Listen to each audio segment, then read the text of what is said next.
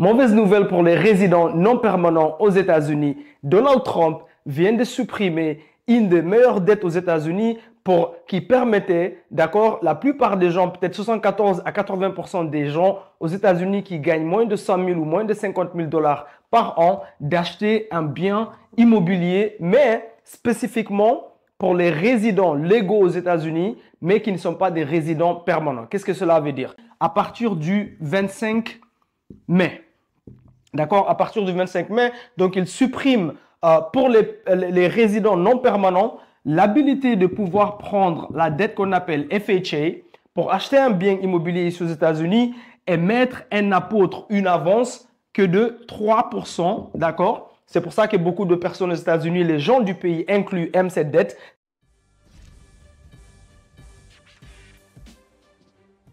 Bienvenue sur cette chaîne la famille, mon nom c'est Mamadou Lamine Diallo, développeur immobilier temps plein ici aux États-Unis la famille. D'accord, sur cette chaîne ici je mets plein de vidéos pour vous montrer comment est-ce que vous pouvez investir dans l'immobilier ici aux États-Unis. J'ai commencé il y a plus de 6 ans et j'ai réussi à construire tout mon portefeuille immobilier locatif ici aux États-Unis à même pas 3 ans la famille. Et depuis là j'ai fait des projets de rénovation, j'ai fait des projets de Airbnb, des projets locatifs et aujourd'hui ma compagnie on construit des maisons à partir de rien où on trouve les terrains nous-mêmes avec les propriétaires. Donc abonnez-vous sur cette chaîne.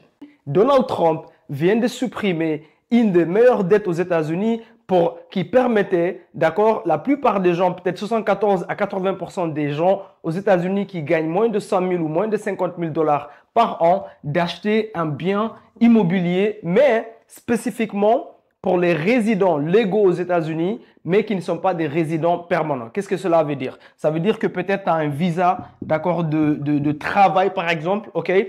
Tu vis ici, tu travailles ici, tu payes des taxes ici, d'accord, mais tu n'es pas un résident, d'accord, permanent. Ça veut dire que tu n'as pas ce qu'on appelle quoi? La green card. Tu n'as pas ce qu'on appelle la green card. Donc, si tu n'as pas la green card, ils considèrent comme quoi? Tu n'es pas un résident permanent. Il faut savoir, ceci d'ailleurs est applicable, la famille, à partir du 25 mai.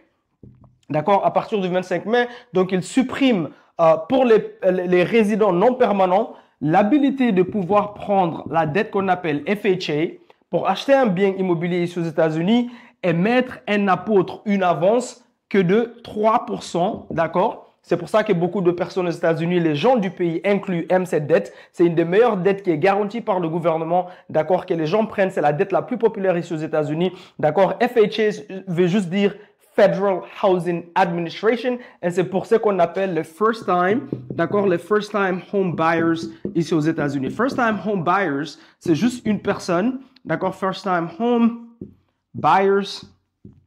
First time home buyers, ça veut dire juste une personne qui achète sa première maison. C'est tout ce que cela veut dire ici, d'accord? Pourquoi cette dette ici? Parce que la plupart des gens, d'accord, ne peuvent pas se permettre de payer plus de 3% d'avance. Qu'est-ce que je veux dire par avance? Ça veut dire que si vous achetez une maison qui vaut 400 000 dollars, dépendant là où vous vivez, eh ben, la banque va vous demander que 3% d'avance. Ils vont vous financer 97%, d'accord, du prix d'achat de la maison. Et ici, il y a quelque chose aux États-Unis qu'on appelle un credit score, d'accord, que les banques regardent aussi. Credit score, d'accord, c'est quoi le credit score? Credit score, c'est quand c'est la manière dont la banque détermine par rapport à votre historique, d'accord? Ils veulent voir que vous avez déjà emprunté de l'argent auparavant et vous avez payé en temps et en heure et vous avez une historique d'une personne, d'accord, qu'on peut faire confiance que si vous prenez une dette, même si c'est de 1500 dollars, eh ben, vous payez votre mensuel en temps et en heure, d'accord, et vous ne fouillez pas avec l'argent, vous ne cachez pas, d'accord? C'est tout ce que cela veut dire.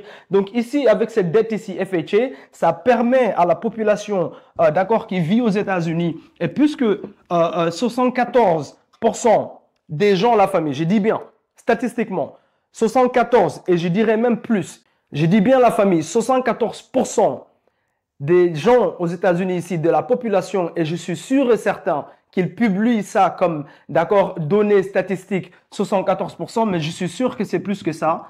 Des gens aux États-Unis, quand je dis des gens, je ne parle pas que de nous les immigrants, je parle même les gens du pays. Eh bien, à la fin du mois, si vous retirez 500 dollars de leur compte bancaire, ils ne peuvent pas se permettre d'acheter, à manger, d'aller au restaurant. Ils ne peuvent pas se permettre. Donc, la plupart des gens, ils vivent quoi? Ce qu'on appelle paycheck sur paycheck, d'accord? Salaire sur salaire. Les gens les États-Unis, malheureusement, la population ici, c'est une population consommatrice. Donc, ce qui fait que la plupart des gens aussi gagnent, devinez quoi, moins de 100 000 $ par an dans leur travail respectif, ou bien même moins de 50 000, je vais mettre un cas ici pour 1000, ou bien moins de 50 000 $ par an. Et cette dette-là qu'on appelle FHA permettait à ces personnes-là que ici aux États-Unis, on considère low income. Toutes les personnes qui gagnent moins de 100 000 $ ou moins de 50 000 $ par an, et cela inclut même les personnes qui gagnent beaucoup plus par an. Par exemple, vous avez un magasin africain où vous vendez de la nourriture, vous avez des salons de coiffure, peu importe les business respectifs que vous avez en tant qu'immigrant, vous gagnez beaucoup plus, mais vous déclarez quoi? Vous déclarez sur vos taxes moins, d'accord? Vous déclarez sur vos taxes que des petites sommes pareilles ou bien moins que ça. Ou bien, il y a plein d'Africains d'ailleurs, immigrants aux États-Unis légalement, qui font l'erreur de jamais rien déclarer sur leurs revenus. Et une fois qu'ils veulent commencer un business aux États-Unis ou bien ils veulent acheter un bien immobilier, ils vont à la banque, d'accord? Et la banque dit, ouais, mais Mamadou, je suis désolé, il n'y a pas de trace de ta vie aux États-Unis si tu ne déclares pas de revenus et du coup, on ne peut pas te financer. Pourquoi? Parce que tu ne sers à rien dans cette société. Littéralement, c'est ce qu'ils sont en train de dire. D'accord? Donc, j'ai fait toute une vidéo sur cette chaîne pour vous montrer les gens qui gagnent beaucoup de cash aux États-Unis parce que vous avez des business ou bien vous avez des travails où vous gagnez peut-être 100 000 $. D'accord, ou bien 100 000 $ plus, eh ben, il y a une manière légalement d'acheter, même si c'est un seul bien locatif aux États-Unis, c'est un seul bien locatif par an, d'accord. Idéalement, vous voulez acheter 2 étages, d'accord, un duplex, qu'on appelle ça, un duplex. D'accord, n'achetez pas une maison individuelle. Eh bien, vous pouvez gagner, d'accord, ça ou bien même plus, que ce soit dans votre travail ou bien un business que vous avez, et vous utilisez le bien immobilier pour déduire vos taxes sur quoi? Sur vos revenus qu'on appelle des revenus actifs. Un revenu actif, c'est de l'argent que vous gagnez, d'accord, là où vous travaillez, votre travail, ou bien si vous avez un business qui vous rapporte du cash. D'accord, qui vous rapporte du cash. Ça, c'est des revenus actifs. Ou bien comme moi, par exemple, j'ai un de mes business où je renouvelle des maisons, je revends pour du profit. Eh bien, ces revenus-là, c'est considéré, d'accord, un revenu actif et c'est les revenus les plus taxés aux États-Unis. Du coup, comment est-ce qu'on évite de payer des taxes sur cet argent-là? Parce que de toute façon, l'argent ne va servir que pour aller tuer des enfants en Palestine. D'accord, ces taxes-là, ça sert à rien de les payer. Du coup, ce que nous, on fait, on prend les profits-là, on les réinveste, on les roule, on les réinveste dans quoi? Dans des biens locatifs, d'accord, pour éviter de payer les taxes là-dessus. Il faut savoir que les taxes ici aux États-Unis, leur tax code, c'est écrit pour les investisseurs d'immobilier, littéralement la famille, ok? Donc, revenons sur le but du sujet ici. Donc, qu'est-ce que Donald Trump il dit?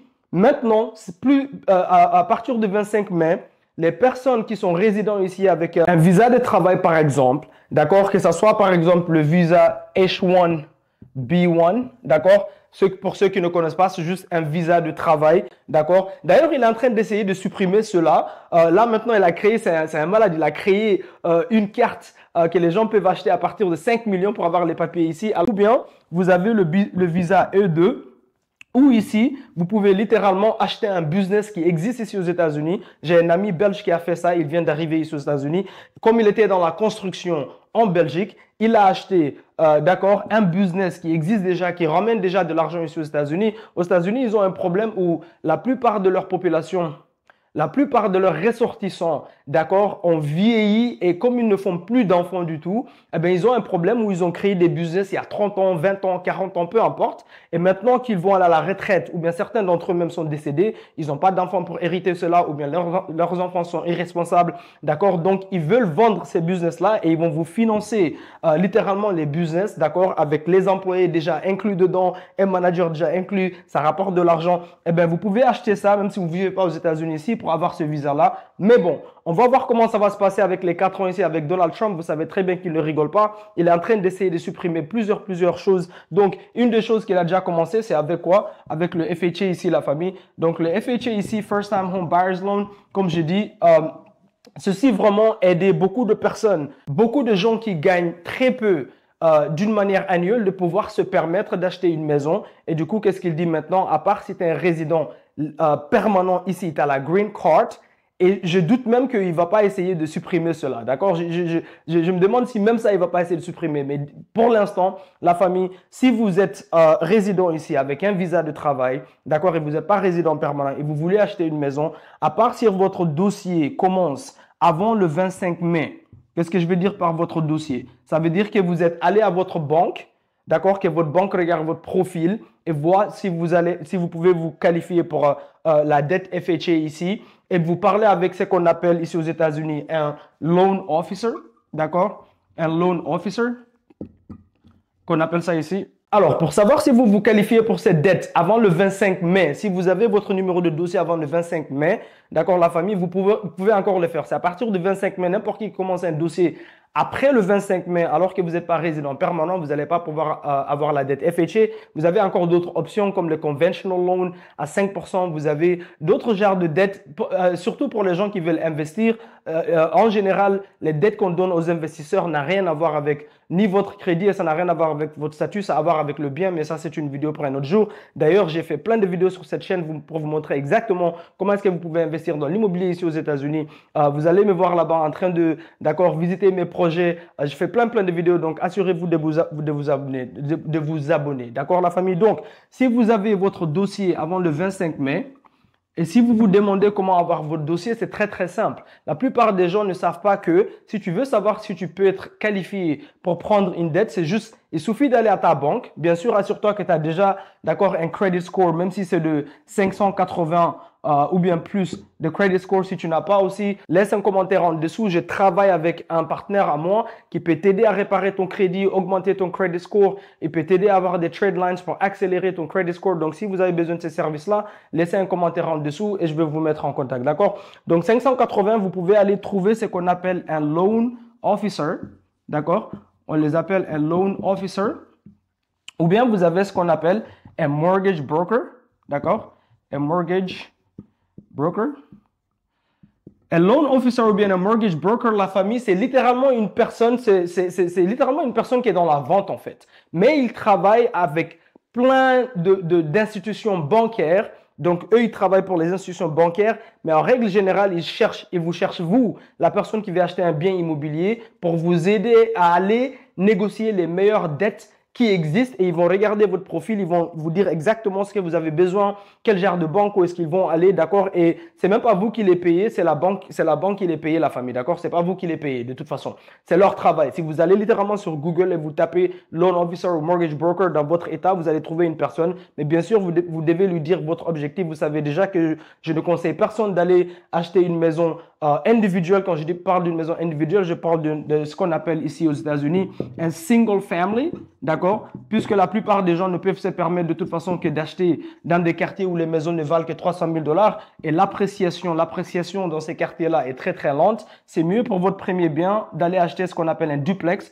d'accord? Une maison à 2 étages, vous vivez sur un étage, vous faites louer l'autre étage, donc cet étage ici vous ramène de l'argent dans votre poche. Ça, c'est un investissement. Vous pouvez utiliser la même dette de toute façon, FHA pour l'acheter puisque vous allez vivre ici, c'est une résidence principale. Eh bien, ils vont vous donner la dette parce que réglementairement, pour avoir la dette FHA, ça doit être une résidence principale. Donc, vous pouvez la transformer en deux. Donc, vous tuez deux oiseaux avec un seul caillou. Donc, vous vivez ici et vous faites louer ici. Donc, c'est mieux d'utiliser votre FHA et pas le gaspiller et faire ceci de toute façon au lieu d'acheter une maison individuelle, la famille. D'accord? Donc, assurez-vous que votre dossier commence avant le 25 mai. Si vous n'êtes pas résident permanent, pour les gens qui sont résidents permanents, vous ne devez pas vous inquiéter, la famille. Donc, jusqu'à la prochaine fois, la famille, assurez-vous de garder la mentalité boom. D'accord? Restez brave, restez obsédé, restez optimiste et gardez une mentalité abondante. La famille, il y en a assez pour tout le monde. Je vous vois à la prochaine vidéo. Boum, boum, boum.